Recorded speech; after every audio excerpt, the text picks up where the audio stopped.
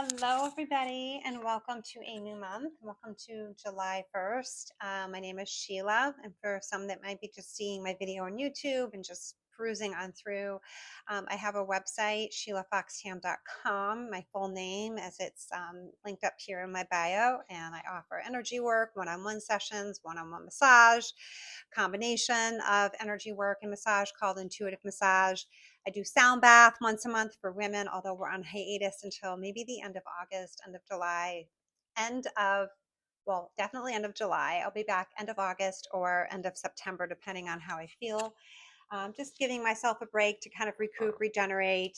And in the meantime, though, there is something that is opening up brand new to kind of continue in that same vein of consciousness and bringing women together in a sacred circle type of gathering, which is going to be a weekly meditation. So we're just going to test drive, see how things go in July. We'll meet on Tuesday evenings in my office space from 7 to 8 p.m.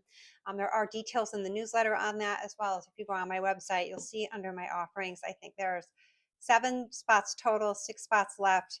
7, July 7th, 7 p.m., 7 women. There's more details in the sign up on my website with exactly how that's going to unfold and what that will include. So I want to just kind of dive right into this update. I want to keep at it about 15 minutes if I can, because I have a feeling, this is really a nice, soft, it is a reflective month because we are in a predominantly retrograde energy. However, there is also a theme emerging, and I'm a little biased because it's my birthday month, of playfulness. And this is usually the time of year where I like to go offline a little bit. So I have dedicated myself to pulling away from being on social media for about 3 to 4 weeks and just kind of like see what I do with my time when I'm not using that as a mechanism of how I use my time. And time is also a theme, a big theme that was coming through as I was kind of getting some downloads I want to share for this first couple of weeks of this month, is that we're beginning to navigate through time as if we are the mechanism of time. So I don't wear a watch. This is a Whoop. It doesn't have any type of face on it. I can generally get a sense of what time it feels like when it's time for bed. And when I wake up in the morning, generally I know about what time it is before I see the physical time. And one way that we can navigate through time by using ourselves individually as a device for time is to start pulling away from external media and devices and agendas that push us and determine our pathway in time. And I know that some of us have jobs, many of us have jobs where we have deadlines, where we have appointments, where we have clients showing up at a certain time. So there is a function that time has in creating a sustainable structure so that we can integrate and communicate and serve one another as humans. But it doesn't have to be the way that we completely orchestrate our own inner divinity and our own inner essence. And I feel like sometimes as we move through time and we have more devices and we have more interaction with different platforms of media, we become manipulated by time and we lose that intrinsic value that we can create in this space that we have right now. And so one way that we can kind of deviate from some of these structures, although we still have to get up every day, many of us, and like we have a job, we have obligations to our children if they're still our dependents living in our home, to get to summer camp, to get to school, etc., to pay our bills on time. But some ways that we can just deviate a little bit and give ourselves like a little bit of a reprieve, a little bit of a break, are just to start to deconstruct like some of these routines that we have that we feel are creating safety, but really what they're doing is they're creating familiarity so that we can keep plugging into a system. So it starts a lot from the moment we wake up. It's the way that you reach for your phone or reach for the clock or immediately jump out of bed and go grab a cup of coffee, whatever that first moment is, that is unraveling the construct in the mind of how I start my day. And I'm just going to challenge you as I'm challenging myself.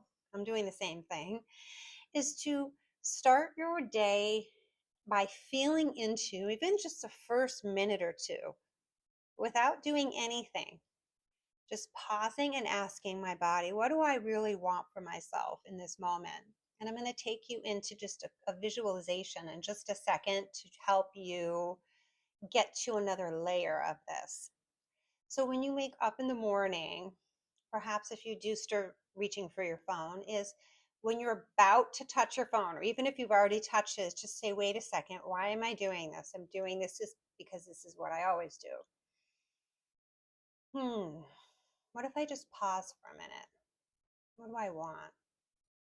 My body is thirsty. Oh, I want a glass of water. Maybe you get up to get a glass of water if you don't have one nearby. And you're like, oh, I just noticed my right hamstring is tight. I think I just want to stretch. I want to stretch. And you just make doing some stretches. Maybe you're touching your toes. I notice I have a creak in my back.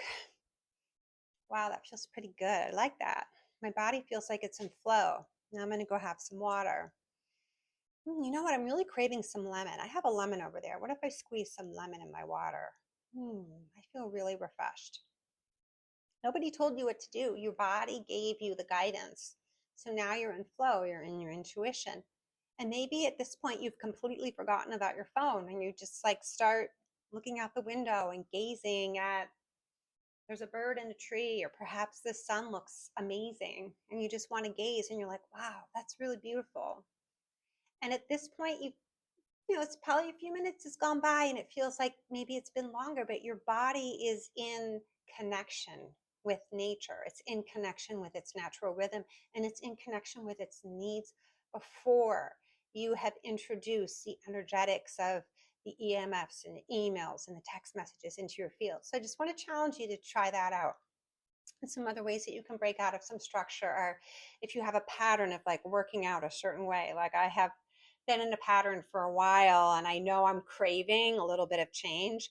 It's just inviting that in, whether it's 10 minutes of weightlifting instead of just doing walking every day. Or if you go to a health club and you always go to the same place and you always do the same thing the same way, it's like maybe before I go do that, I'm going to go explore that area over there, even if just for a minute or two. I'm just going to even just walk over there and just look and see if there's anything that I'd like to try. Maybe I just want to hang and just stretch my back out. Or maybe I just, want to do that little machine where I can push the weight and get some movement and build some muscle in my legs. So it doesn't have to be fancy. It doesn't have to be a huge deviation from the norm. We're just talking about moving the needle a little bit. It's going to open up a lot of those neural pathways and create some space and irrigate some of that stagnant energy and all those routines.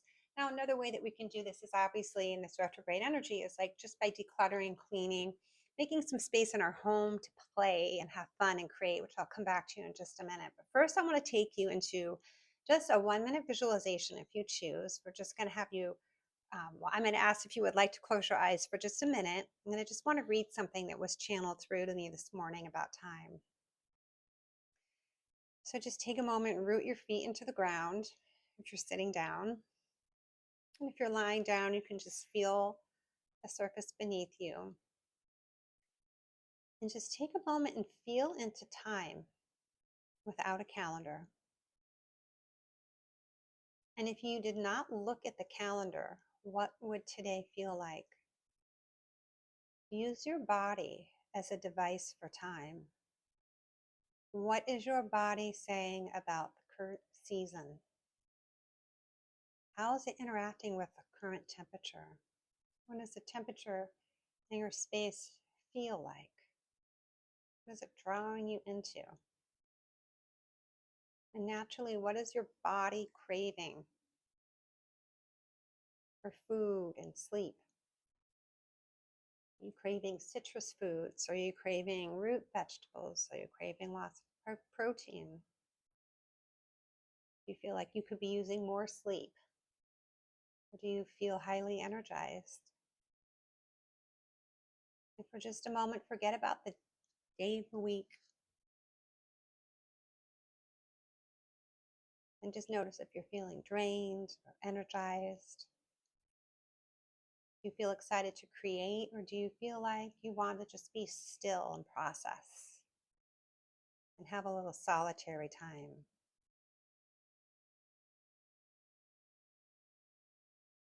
And just go ahead and softly open your eyes.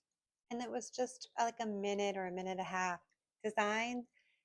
You can use those questions in the morning when you wake up and ask yourself, how are you feeling? Like, are you feeling drained or energized? Sometimes when we come right out of dream space, we don't even know what day it is. So feel into that energy before you look for definition of time by looking at the day. Because sometimes that can create a construct in our mind that doesn't really exist in our bodies. So let your body start to be that device that helps you feel into time and allow. I'm getting ready to have like a burp on that. That's a huge download. Um, Allow yourself to feel into your space and feel how it is that you want to create the time. All right. I do want to keep this a shorter update. Another big piece of this month, last month, was for me at least, and for many people, so heavy, so draining. It was actually my least favorite month of this whole year. I I finally feel like I'm coming to the surface from a lot of heavy processing from the end of the month, but I am so ready to just have fun and play and be joyful. And this is, for me, it's my birthday month. So I feel this way about July. I feel it's special. It's always reminiscent for me also of summer camp and our weekend home when I was a child, like spending more time outside near the lake, near the pond, fishing and swimming.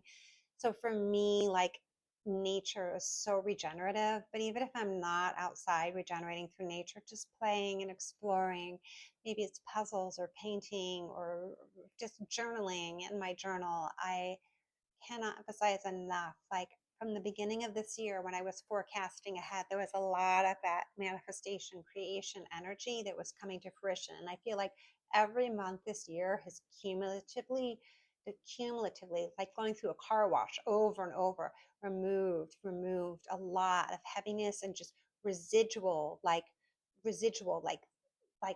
accumulations of things that have been like weighing on our spirit and soul. And I feel like so much of us now are like naturally coming into our own individual like light language. And there could be many of you who are experiencing like random bouts of intuitive downloads and hits, and it could be in dream space, or it could be in the middle of your day while you're walking or driving or in a grocery store. Doing this type of creative work and just being in the embodiment of play is going to really help disrupt a lot of that heavier, dense, old programming. And it's going to really help all of that information that's in our subconscious just like come through to the front of your head and emerge. And that monkey mind is just going to fall away when we are in the embodiment of play. So I want to just really encourage you for these at least first 2 weeks of July as we're headed into a holiday week, just bask and play. There's a recipe in this newsletter for a no-bake banana cream vegan gluten-free pie. That is one way that I'm going to play this week.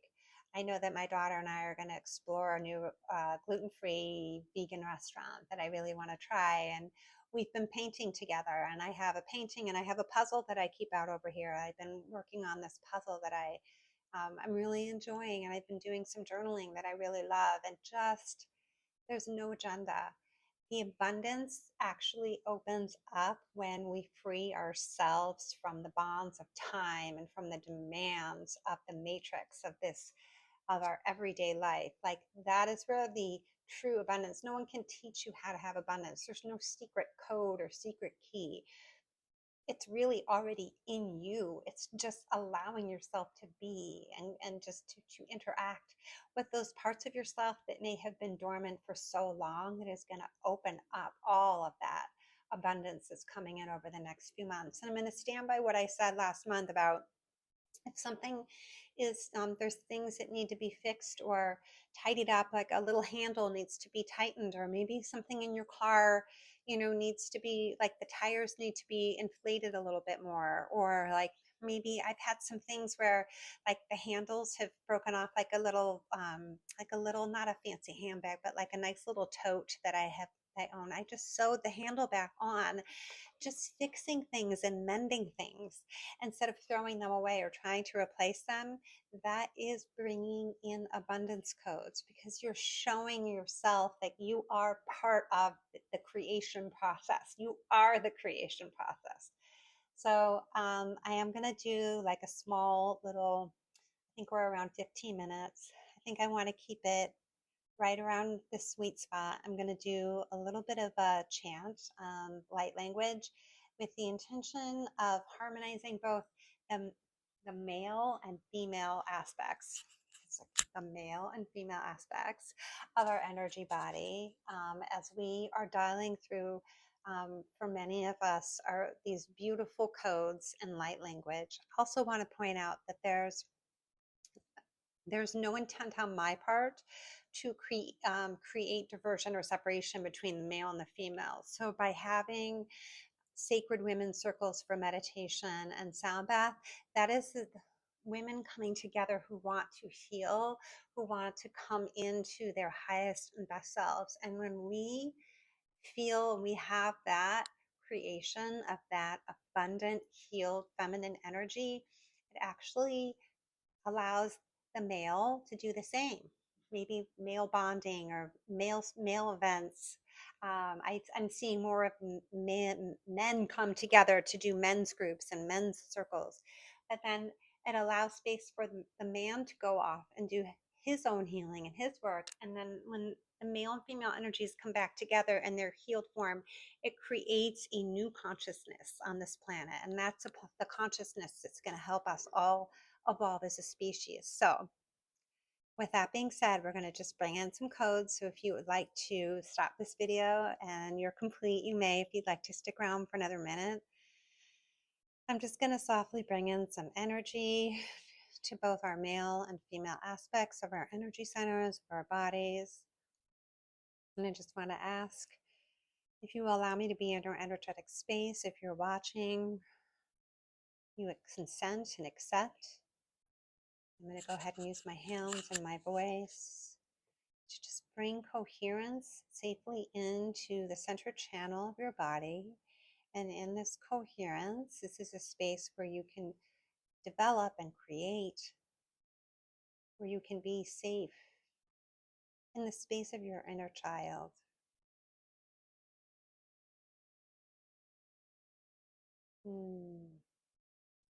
Ai, na na, ya ka ka ka, ya.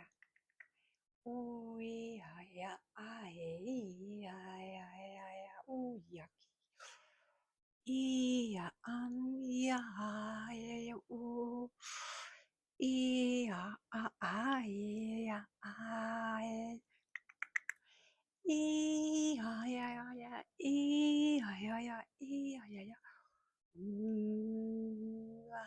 ia ia u ia ai u ia u ia u ia ia u ia